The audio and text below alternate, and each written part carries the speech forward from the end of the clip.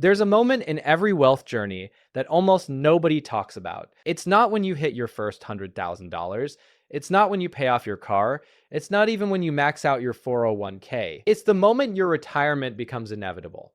The moment where, even if you never invested another dollar again, time and compounding would do the rest. My name is Joe, and I spend way too much time thinking about money and why people make the financial decisions they do. If you've ever wondered how your neighbor seems to have their entire retirement handled while you're still trying to figure out how much you actually need, make sure to hit that subscribe button and give this video a thumbs up if it helps clarify one of the most misunderstood concepts in personal finance. Now, before we dive into the mechanics of how this actually works, let me paint you a picture of what most people think wealth building looks like. The average person who starts investing imagines this long, painful grind where you're contributing money every single month until you're 65 or older. You're picturing 30 years of discipline, sacrifice, and hoping the markets cooperate.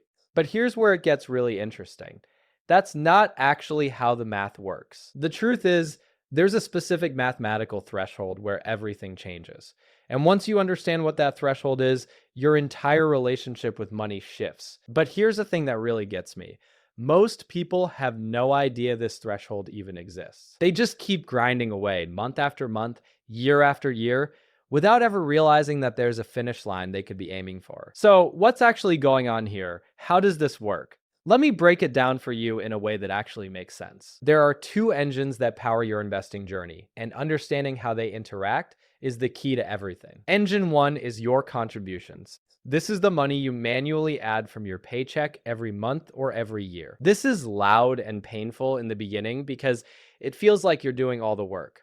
Every dollar you invest feels like a sacrifice, but engine two is compounding, and this one is quiet and invisible at first.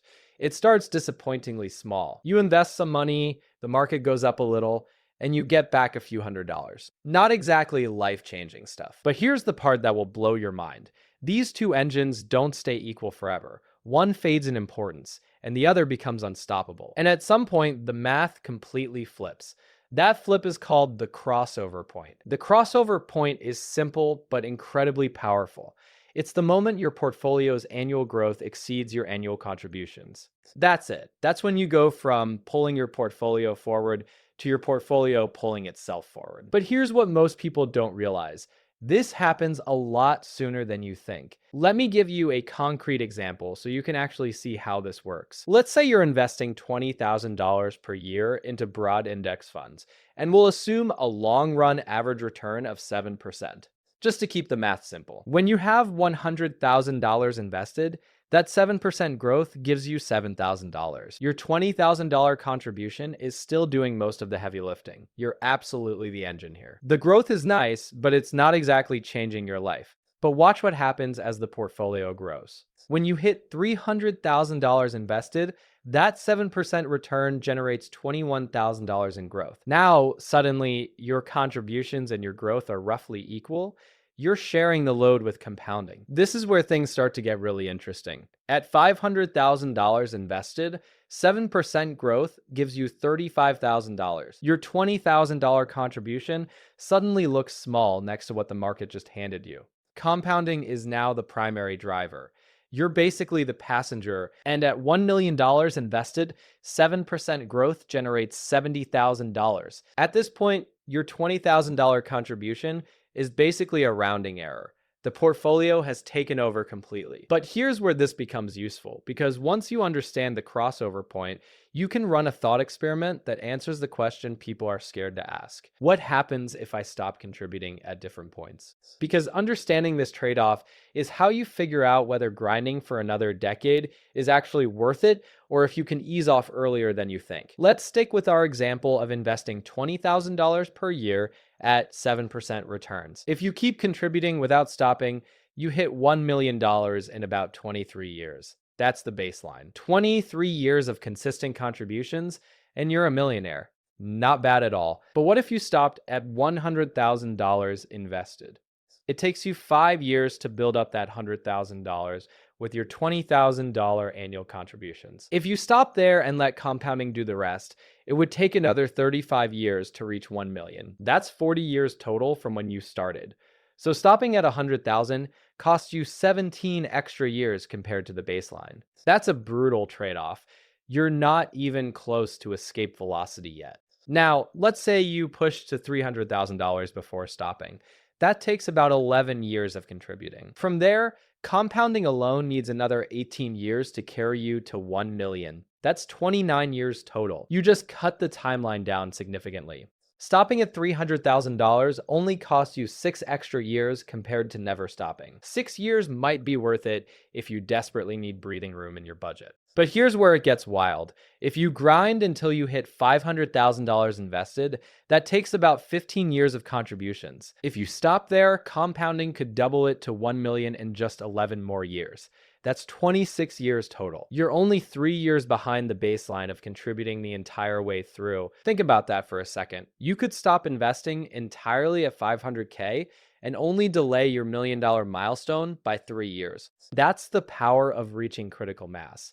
Once you're at that level, compounding is doing so much work that your contributions barely move the needle anyway. But here's what most people don't realize about this dynamic. This is why people say investing gets easier after the first few $100,000. Because early on, you're pushing a boulder uphill. But somewhere around that $300,000 to $500,000 range, depending on how much you save, the boulder starts rolling on its own. You're no longer pushing. You're just making sure you don't get in the way. And that psychological shift is absolutely massive. This is why the crossover point matters. It's not just some abstract concept. It's the moment when you can make a real choice. Do you want to keep grinding and shave off a few years? Or do you want the freedom of not having to scrape together $20,000 every single year? For some people, those 3 extra years are worth the trade-off. For others, they'd rather keep contributing and hit the goal faster. The key insight here is that the further along you go, the less your contributions matter in relative terms. Early on, stopping is devastating. You lose decades. But once you hit that halfway point, once you're around $305K to $500,000, depending on your situation, stopping contributions doesn't destroy your timeline. It just stretches it out a bit, and that might be a trade-off worth making depending on what else is happening in your life. But wait, here's where this gets even more interesting, because we need to separate two ideas that people constantly confuse. Contributions don't matter anymore and I don't need to invest anymore are not the same thing. The crossover point is a psychological shift. The true you no longer need to invest for retirement moment is called coast-fi. Coast-fi means you have enough invested today that even if you never add another dollar, compounding should still grow it into your retirement goal by your target age. That doesn't necessarily mean early retirement. It usually means freedom from pressure. You can work fewer hours, take a lower paying job you actually enjoy, start a business, or stop feeling like one bad year ruins your future. But here's what most people don't realize. This brings us to one of the most powerful frameworks in personal finance. It's basically the art of front-loading your suffering so you can coast for decades afterward. Here's how it works. You save and invest aggressively early on until you hit a specific number where compounding alone will carry you to your retirement goal without you contributing another dollar. Once you hit that number, you stop. You're done. The portfolio is on autopilot. Let me walk you through the math simply so you can see how this works in real life. First, you decide how much you want to spend in retirement. Let's say $70,000 per year. Next, you subtract income you expect without selling investments like Social Security. Let's estimate $25,000. That means your portfolio needs to generate $45,000 per year. Using a common 4% withdrawal framework, that gives you a target portfolio of $45,000 divided by 0.04, which equals about $1,125,000. That's the finish line. Now, here's the part most people never actually see written out. To find your coast-fi number, you take that target and divide it by compound growth over time. In plain English, the equation looks like this.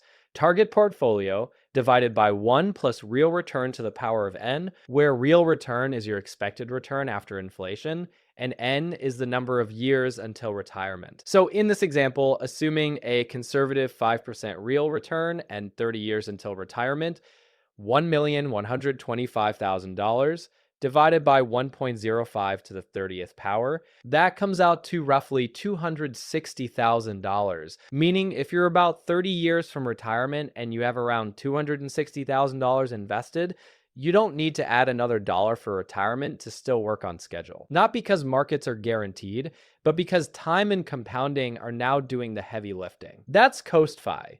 That's the moment the pressure starts to come off.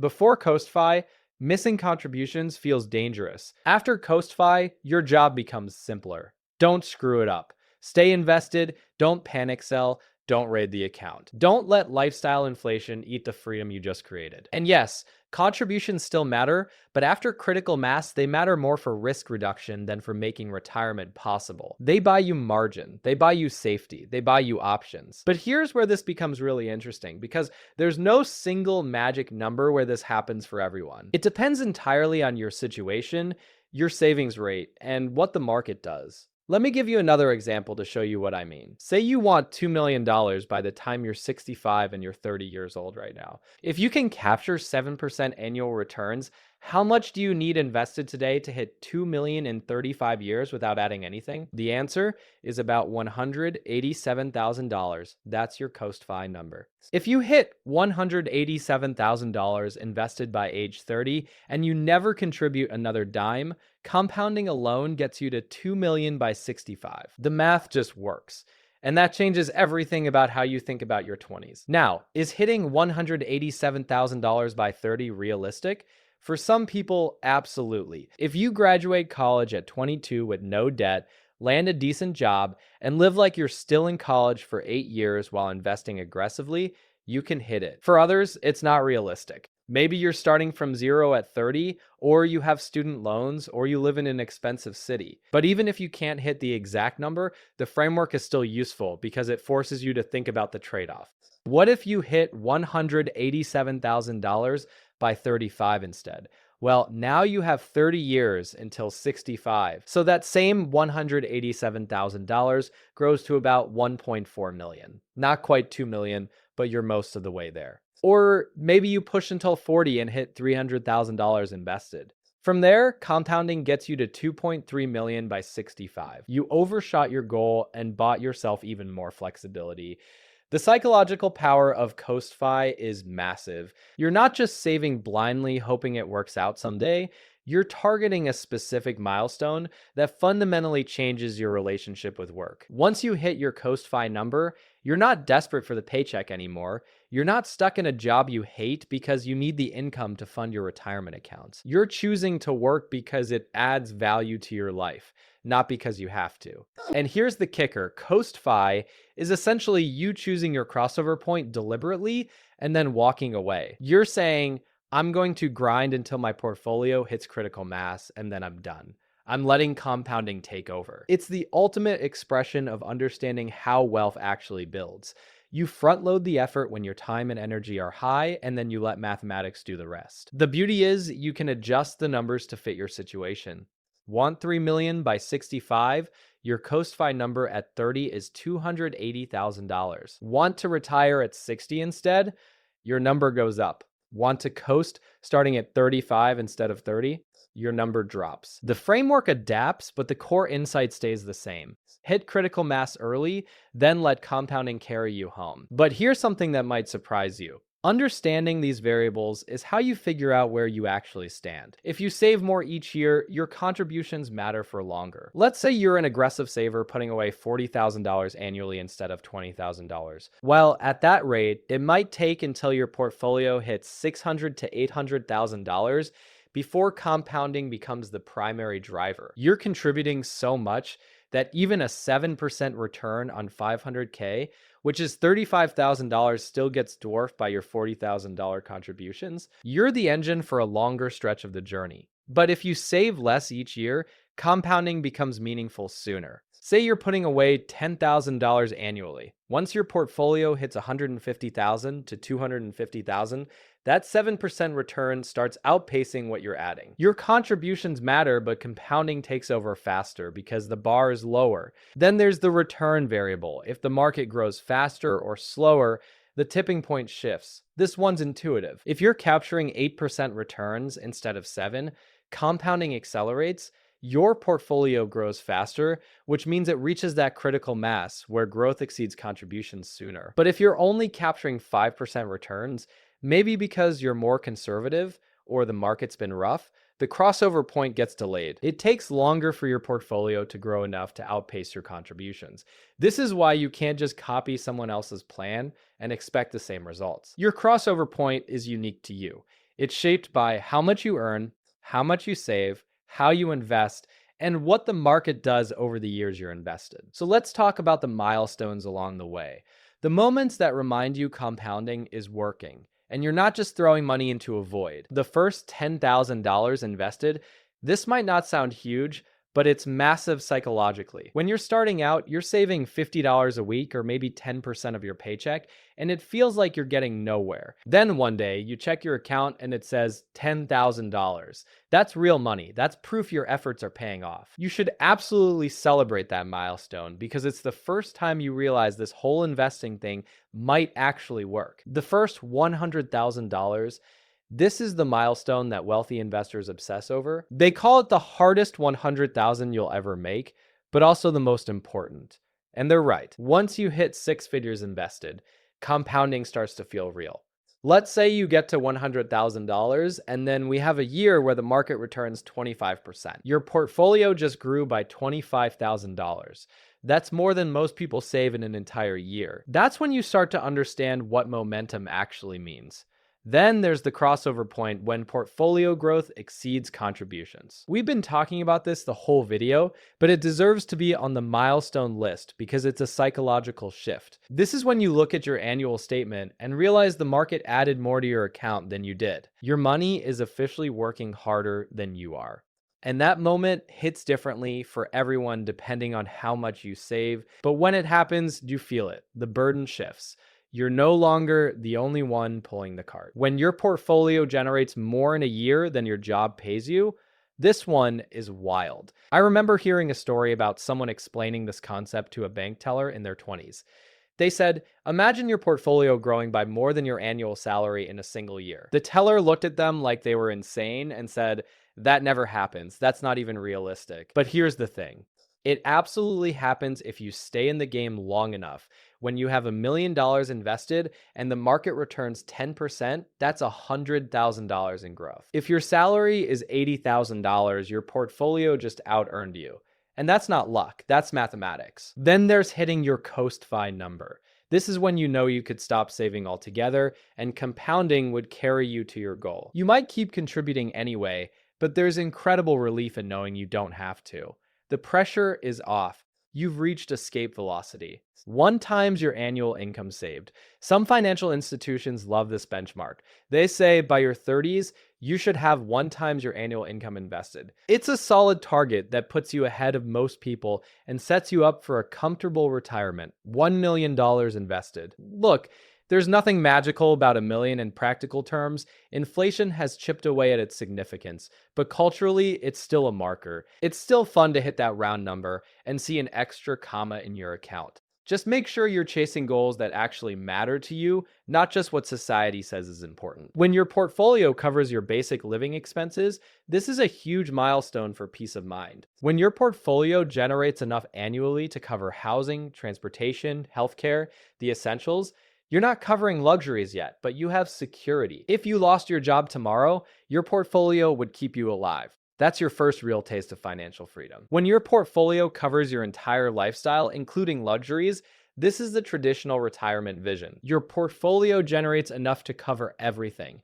housing, food, transportation, vacations, the life you actually want to live. For most people, this takes decades. But once you're here, you've made it. When you work because you want to, not because you have to, this is the ultimate milestone. Your portfolio sustains your lifestyle completely, but maybe you keep working anyway, not for the paycheck, for meaning, for legacy, for something bigger than money. That's when you know you've won the game. But here's the bigger truth that most people miss entirely. Investing spans decades. If you only focus on the massive milestones like retirement or hitting $1 million, you're going to lose motivation. Those goals are so far away that they don't feel real. But here's what most people don't realize. If you're willing to celebrate the smaller wins along the way, the first 10,000, the first 100,000, the crossover points where compounding starts pulling its weight, you stay engaged. You stay excited. you keep going. Wealth isn't built by one paycheck or one lucky year. It's built by time, consistency,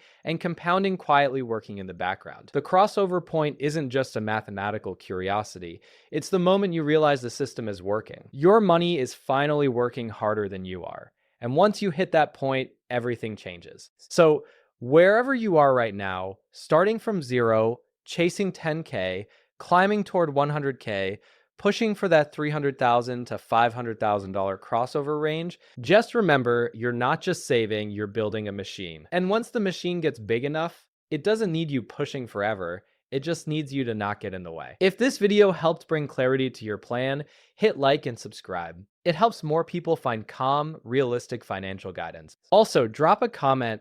What milestone are you chasing right now? 10,000, 100,000, or that crossover point? Because here's the thing that might surprise you. The transformation that happens when you reach your crossover point isn't just about the money itself. It's about becoming the type of person whose money works for them. And that identity shift creates ripple effects that extend into every corner of your life in ways you probably never expected. When you're not constantly worried about retirement contributions, you make better decisions in general. You sleep better, you're more productive at work, you're more patient with your family and friends. Financial stress affects every aspect of human behavior, and removing that stress unlocks mental energy that you can redirect toward actually improving your situation. So there you have it. The crossover point isn't just a number in your investment account, it's a complete psychological transformation that touches every aspect of your life. From sleeping better at night to walking into job interviews with actual confidence instead of desperation, this milestone creates a domino effect that most people never see coming. If you're currently staring at an investment balance that looks more like a phone number from the 1950s, don't panic. Start small, stay consistent, and remember that the person you become while chasing your crossover point is infinitely more valuable than the money itself.